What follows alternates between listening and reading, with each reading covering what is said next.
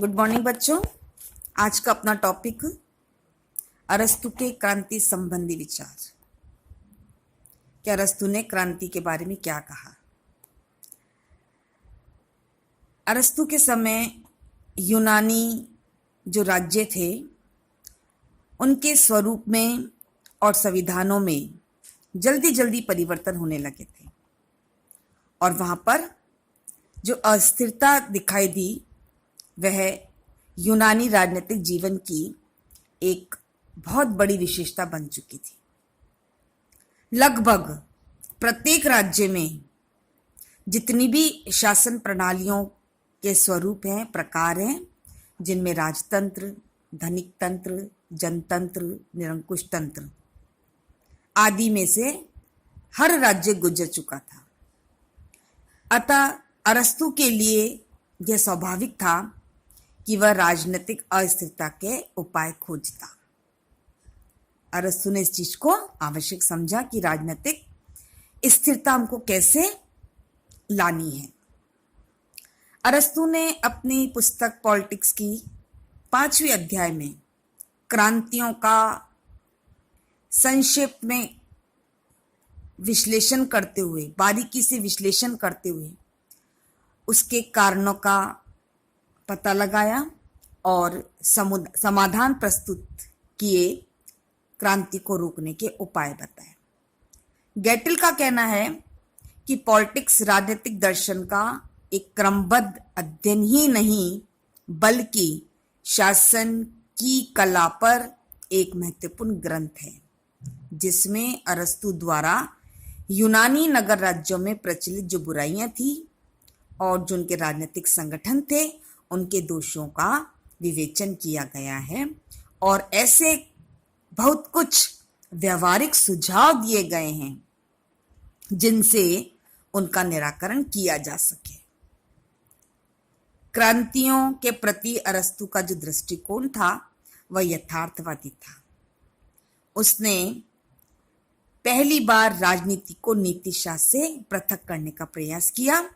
यहाँ पर अरस्तु मैकियावेली के निकट दिखाई देता है।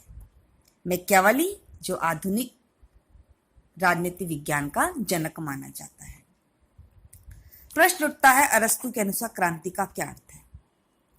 अरस्तु के अनुसार क्रांति से तात्पर्य किसी विशेष युग और देश से संबंधित क्रांतियां नहीं है। क्रांति का अर्थ वह उस अर्थ में नहीं लेता जिस अर्थ में हम लोग जैसे फ्रांस की क्रांति, रूस की क्रांति, इंग्लैंड की गौरवपूर्ण क्रांति को लेते हैं। उसके अनुसार किसी राज्य में जनता या जनता के किसी भाग द्वारा सशस्त्र विद्रोह का नाम भी क्रांति नहीं है। कि जनता किसी विद्रोह भाग ले रही है वो भी क्रांति नहीं है, बल्कि उसके अनुसार क्रांति करते हैं संविधान में हर छोटा मोटा परिवर्तन। संविधान में जो परिवर्तन होता है उसका नाम अरस्तु के अनुसार क्रांति है। और यह आवश्यक नहीं कि संविधान में पूर्णता परिवर्तन हो या आंशिक परिवर्तन हो, बल्कि संविधान में पूर्ण परिवर्तन के परिणाम स्वरूप राज्य का सामाजिक, आर्थिक, राजनीतिक, प्रशासनिक स्वरूप पूर्णता परिवर्तित हो जाता है, तो इसे हम पूर्ण क्रांति की संज्ञा दे सकते हैं। किंतु जब संविधान में परिवर्तन के फलस्वरूप उसके एक भाग में छोटा सा परिवर्तन होता है तो उसे हम आंशिक क्रांति कहते हैं। संविधान में परिवर्तन निर्वाचन द्वारा, धोखे से, सशस्त्र विद्रोह से अथवा अन्य किसी कारणों से भी हो सकता है। अरस्तु ने क्रांति के स्वरूप को स्पष्ट करने के लिए उसके मुख्य प्रकार बताए। इसमें आंशिक और पूर्ण क्रांति, यदि संपूर्ण संविधान बदल दिया जाता है तो वह पूर्ण क्रांति है। जब केवल कुछ महत्वपूर्ण भाग बदला जाता है तो वह आंशिक क्रांति है। रक्तपूर्ण क्रांति और रक्तहीन क्रांति, जब सशस्त्र विद्रोह एवं रक्तपात द्वारा किए जाने वाले संविधान में परिवर्तन रक्तपूर्ण क्रांति है, अन्यथा उसे रक्तहीन क्रांति कहा जाएगा। जब किसी महत्वपूर्ण व्यक्ति को हटाकर संविधान में परिवर्तन किया जाए तो उसे व्यक्तिगत क्रांति कहते हैं। किंतु शासक को बिना बदले संविधान में कुछ परिवर्तन किया जाए उसको गैर व्यक्तिगत क्रांति कहा जाता है। इसी क्रम में धनिक तंत्र या किसी अन्य वर्ग विशेष के विरुद्ध क्रांति करके किए जाने वाला संवैधानिक परिवर्तन वह वर्ग विशेष के विरुद्ध क्रांति की श्रेणी में आता है। वैचारिक क्रांति जब किसी राज्य में कुछ वक्तागण अपने भाषणों या शब्द जाल द्वारा राज्य में क्रांति ला देते हैं तो उसे वैचारिक क्रांति का नाम दिया जाता है। क्रांति के अर्थ को स्पष्ट करने के बाद अरस्तु ने क्रांति के कारणों पर प्रकाश डाला और उसे 3 भागों में बताया। नंबर 1, क्रांति का मूल कारण। अरस्तु क्रांति का मूल कारण समानता की भावना को मानता है और वह समानता की 2 प्रकार की बात करता है, संख्यात्मक समानता और योग्यतात्मक समानता। योग्यता संबंधी समानता से अरस्तु का अर्थ आनुपातिक समानता से है।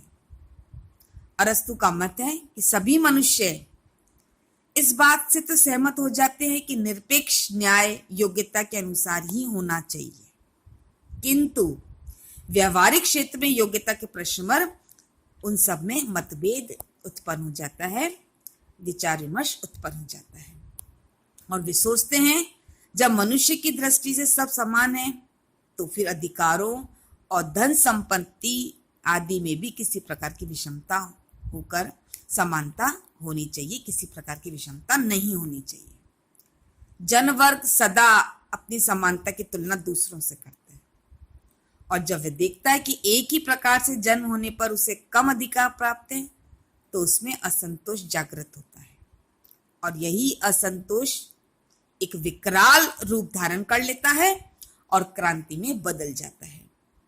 अरस्तु समानता की इच्छा को राज्य क्रांति का जन्मदाता होने के पक्ष में अनेक उदाहरण देता है। उसके अनुसार जनतंत्री कहते हैं, जो लोकतंत्र के समर्थक है वो कहते हैं कि मनुष्य प्रकृति से स्वतंत्र उत्पन्न हुआ है, अतः राजनीतिक दृष्टि से उन्हें पूर्ण रूप से समान होना चाहिए। और जो अयोग्य धनतंत्री है वो कहते हैं कि व्यक्ति किसी विशेष बात से असमान है, अतः वे सभी बातों में असमान रहेंगे। अरस्तु के अनुसार समानता की इन विरोधी जो विचारधारा हैं उनमें जो संघर्ष होता है उसके कारण क्रांतियां जन्म लेती हैं। अधिकारों की विषमता समानता के सिद्धांतों में विश्वास रखने वाली जनता को सहन नहीं होती है। विषमता का अंत करके समानता स्थापित करने की भावना से एक वर्ग दूसरे वर्ग के विरुद्ध क्रांति करता है, जनतंत्री और धनिक तंत्री।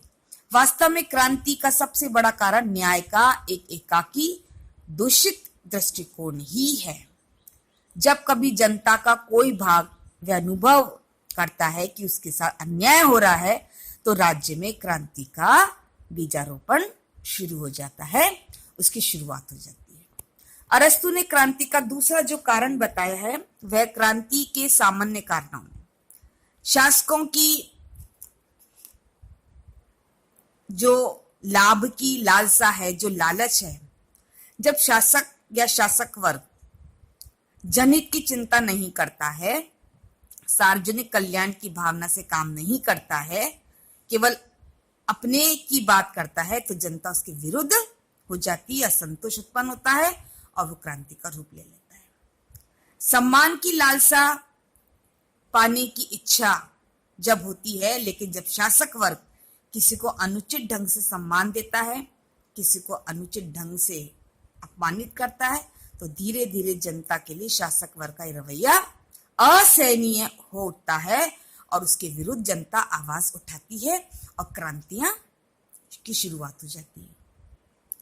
श्रेष्ठता की भावना जब समाज के कुछ लोग अन्य लोगों को से अपने आप को श्रेष्ठ समझने लगते हैं और अपने धन और अपनी कुलीनता के आधार पर शासन को हथियाने का प्रयत्न करते हैं, इसका प्रयास करते हैं, तो जनता क्रांति का सहारा लेती है।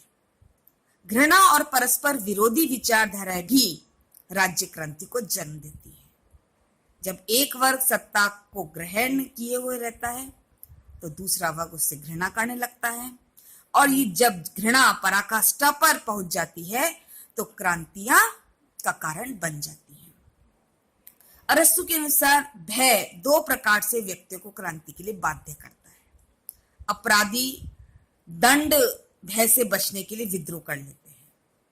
कुछ व्यक्तियों को यह भय रहता है कि उनके साथ अन्याय होने वाला है तो वह विद्रोह कर बैठते हैं। द्वेष भावना भी क्रांतियों को जन्म देती है। जातियों की विभिन्नताएं कि लोग यह महसूस करते हैं कि ये जाति विभिन्नता समाज में एकता की भावना को आघात पहुंचा रही है, तो इसके कारण उनमें द्वेष, कलह, फूट आदि के बीज विद्यमान रहते हैं जो क्रांति को जन्म देते हैं। राज्य के किसी अंग की अनुपात से अधिक असाधारण वृद्धि भी क्रांति का मूल कारण बनती है। निर्वाचन संबंधी षड्यंत्र भी कभी कभी शासन के रूप को बदलने का काम करते हैं। अल्प परिवर्तनों की अपेक्षा राज्य क्रांति अल्प परिवर्तनों की उपेक्षा से भी होती है। परिवर्तन चूंकि प्रकृति का नियम है, सभी वस्तुओं में परिवर्तन होता रहता है और ये परिवर्तन कालांतर में क्रांति का कारण बन जाता है। विदेशियों को आने की खुली छूट भी कभी कभी राज्यों में क्रांति का संकट आमंत्रित करती है। पारिवारिक विवाद भी, संघर्ष जो होता है वो क्रांति का सूत्रपात करते हैं। शासक वर्ग की असावधानी भी, जो विभिन्न महत्वपूर्ण पदों की नियुक्ति की बात आती है और तो समय और अवसर पर ये व्यक्ति शासन का तख्ता उलट देते हैं। मध्यम वर्ग का अभाव भी, क्योंकि संतुलन रखने में सहायक होता है ये वर्ग, तो ये भी यदि ये वर्ग नहीं रहेगा तो क्रांति की संभावना रहती है। यदि राज्य में बैलेंस ऑफ पावर नहीं रहेगा, शक्ति संतुलन नहीं रहेगा, तो एक पक्ष दूसरे पक्ष के विरुद्ध विद्रोह कर सकता है, जो क्रांति का बीज बोता है। विभिन्न शासन प्रणालियों में क्रांति के कई कारण हैं। एक तंत्र में क्रांति, कुलीन तंत्र में क्रांति, प्रजातंत्र में क्रांति, अलग अलग शासन व्यवस्थाओं के स्वरूप में अलग अलग कारणों से क्रांति दिखाई देती है। अब प्रश्न आता है, यदि अरस्तु ने क्रांतियों के कई कारण बताए हैं तो क्रांति से बचने के उपाय क्या हैं? अरस्तु ने राज्य क्रांति के कारणों पर व्यापक प्रभाव डाला है और उनके शासन को रोकने के उपाय भी बताए हैं, जिसमें उसने नंबर 1 जो उपाय बताने का प्रयास किया कि शक्ति पर नियंत्रण। राज्य में किसी वर्ग के हाथ में अत्यधिक शक्तियां नहीं होनी चाहिए, अतः शक्ति का विभाजन होना चाहिए। जनता में संविधान के प्रति आस्था बनाए रखना, जनता न्याय और संविधान के प्रति आस्था बनाए रखेगी तो क्रांति से बचना संभव है। अतः नागरिकों की समुचित शिक्षा पर अरस्तु बल देता है। सम्मान, पदों आदि का न्यायपूर्ण वितरण यदि किया जाए तो सब वर्ग संतुष्ट होंगे, तो क्रांति की किसी प्रकार की कोई भी संभावना नहीं रहेगी। राज्य को परिवर्तनों के प्रारंभ से बचाना है। जहां तक हो सके राज्य को परिवर्तनों की जो मूल चीज है वो क्रांति के बीच में निहित रहती है, इसलिए कम से कम राज्य में परिवर्तन हो। आर्थिक असमानता को कम करना, क्योंकि आर्थिक असमानता ही क्रांति का मूल कारण है, इसलिए आर्थिक असमानता को कम करना ये क्रांति का महत्वपूर्ण उपाय है। समाज में मध्यम वर्ग को बढ़ावा देना और दो विरोधात्मक प्रवृत्ति के लोगों के हाथ में सत्ता होनी चाहिए जो क्रांति को रोक सके। अरस्तु का विचार है कि यदि राज्याधिकारी की अवधि कम रखी जाएगी तो क्रांति का प्रतिकार किया जा सकता है। वह चाहता है कि राज्य में ऐसी व्यवस्था स्थापित की जाए जिसके अनुसार किसी भी अधिकारों को 6 माह से अधिक अवधि शासन करने के लिए न दी जाए। इसका बहुत बड़ा लाभ होगा कि वंचित वर्ग के मनुष्य भी बारी बारी से पद प्राप्त कर सकेंगे। क्रांति को रोकने के लिए मनोवैज्ञानिक उपाय के रूप में अरस्तु यह कहता है कि राज्य को चाहिए कि वह भावी संकटों से नागरिकों को आतंकित रखे। राज्य नए नए संकटों से उन्हें आबाद कर दे ताकि क्रांतिकारी कदम उठाने का उन्हें समय ही ना मिल सके। अरस्तु निरंकुश राजतंत्र में क्रांति के कारणों को रोकने के लिए दो साधन बतलाता है। प्रथम साधन शक्ति का है, जिसके द्वारा अत्याचारी शासन राज्य के बड़े लोगों को समाप्त करके सब पर समान रूप से शासन कर सकता है। दूसरा साधन निरंकुश शासन एक ऐसा अवतरण रखे जिसे नागरिकों की सद्भावना और उनका प्रेम प्राप्त किया जा सके। क्रांति को रोकने के सभी कारणों में अरस्तु राज्य की सुरक्षा को सर्वोच्च प्राथमिकता प्रदान करता है कि राज्य सुरक्षित रहना चाहिए। राज्य की सुरक्षा के लिए आवश्यकता पड़ने पर वह व्यक्ति के व्यक्तिगत जीवन तक में राज्य के हस्तक्षेप का समर्थन करता है। उसका यहाँ तक विचार है कि यदि राज्य में पारस्परिक विवाद एवं मित्रता के कारण क्रांति होती है तो राज्य को उसमें हस्तक्षेप करना चाहिए। धन्यवाद।